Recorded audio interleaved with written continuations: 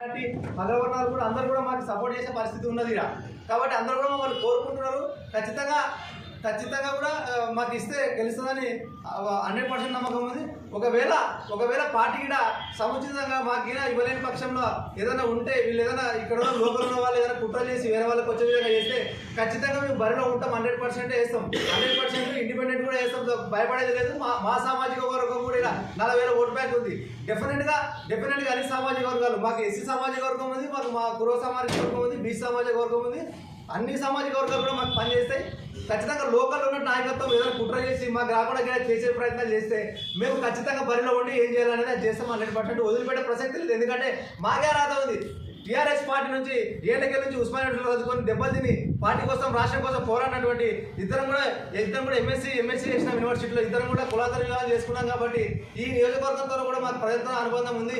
ఖచ్చితంగా మేమందరం కూడా మొదటి నుంచి పార్టీకి ఒక క్రమశిక్షణ గల కార్యకర్తగా పనిచేస్తూ ఉన్నాం. మరి పనిచేస్తున్నప్పుడు మేము ఆశిస్తున్నాం కాబట్టి ఖచ్చితంగా మాకు అవకాశాలు కల్పించాలా. ఇక్కడ ఉన్న ఎవరైతే ఇప్పుడు పోటీ పడుతున్నారో ఇద్దరు ఎవరైతే పోటీ పడే వాళ్ళు ఆధిపత్యంతో ఏదో నాకు కావాలా మన బీఫామ్ నాకు కావాలా, ఒక ఆయన అయితే నాకే బీఫామ్ వస్తుంది నాకే పాటిస్తాను అంటున్నాడు. ఇది ఎంతవరకు సమాజం నాకు అర్థం కాదు. అదే 2 సార్లు ఎమ్మెల్యే అయితే మీరు ఇంకా నాకే బీఫామ్ వస్తుంది ఇంకా నాకే బీఫామ్ వస్తుంది అంటే ఇదేంటి అసలు ఇదే రాజకీయమా లేకపోతే ఇదేమన్నా కబడ్డీ పోటీలా? కాబట్టి ఇదంతా కుట్రపూరితంగా వీళ్ళు ఆధిపత్యంతోనే తప్ప ఇలా అభివృద్ధి చేసేది లేదు, ఏం లేదు. చేస్తే అభివృద్ధి కేసీఆర్ గారితోనే సాధ్యమవుతుంది. కేసీఆర్ గారే ప్రతిదానికి కూడా అభివృద్ధికి ఆయనే పునాది, ఆయనే బాట, ఆయన మార్గనిర్దేశకత్వం. కాబట్టి మాకు కూడా కేసీఆర్ గారి నిర్దేశకత్వం, ఆయన బాటలో మేము నడుస్తున్నాం.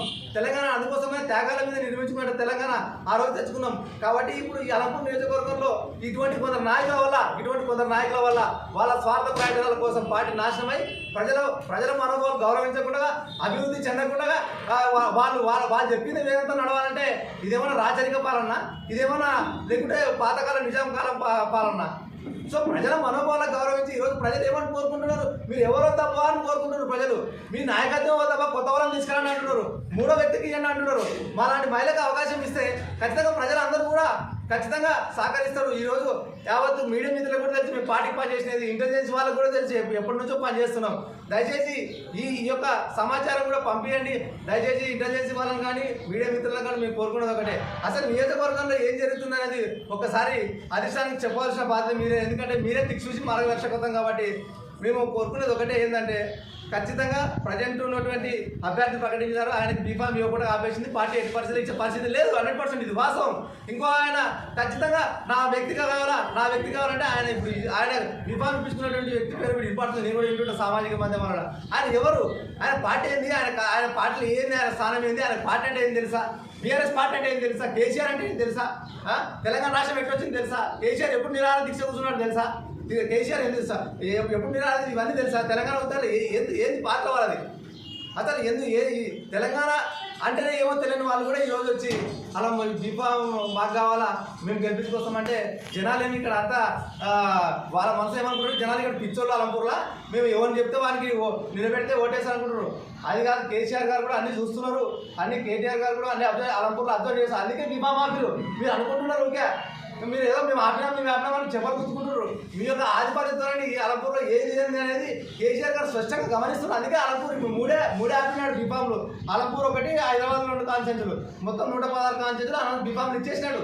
మరి అలంపూర్ ఎందుకు ఆపినాడంటే చూస్తున్నాడు ఇక మీ యొక్క ఆధిపత్యంతో మీరు ఏ విధంగా ఉన్నారు. మీరు ప్రజల కాడికి రారు, మీరంతా మీరు ప్రజలకు రారు, మీరు ఎక్కడో కూర్చొని ఎక్కడో ఉండి మాకు బీఫామ్ కావాలి మేము ఎవరు పెడతామో నిలబెట్టుకోసం అని కొంతమంది ఏమో అభివృద్ధి చేయకుండా కూడా కొంతమంది ఎవరైతే పాట పాడతారో వాళ్ళని పెట్టుకొని ఇక మాకే బీఫామ్ కావాలా మాకు వస్తుంది నాకు ఇస్తాడు సార్ అంటే ఎట్లా ఇస్తాడు మీకు సారు?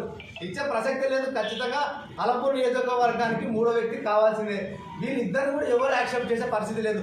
ఒకవేళ అటువంటిది ఏమైనా జరిగిందనుకో వీళ్ళ లోకల్ నాయకుల వల్ల కుట్రపూరితంగా వీళ్ళు ఏమైనా డైవర్ట్ చేసానికి అధిష్టానాన్ని ఖచ్చితంగా పార్టీ ఓడిపోతుంది.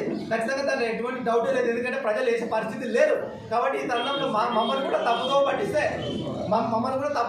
ఒకవేళ మాకు రాకుండా బీఫామ్ చేశారనుకో మేము 100% ఇండిపెండెంట్గా టీఆర్ఎస్ పార్టీగా రెబల్గా ఉండి కూడా ఖచ్చితంగా మా సామాజిక వర్గం అన్ని సామాజిక వర్గాలను చైతన్యం చేసి మనం గెలిపించుకున్న తర్వాత కేసీఆర్ గారికి కాంగ్రెస్ ఇస్తామని కూడా ఈ సభాముఖంగా తెలియజేస్తున్నా.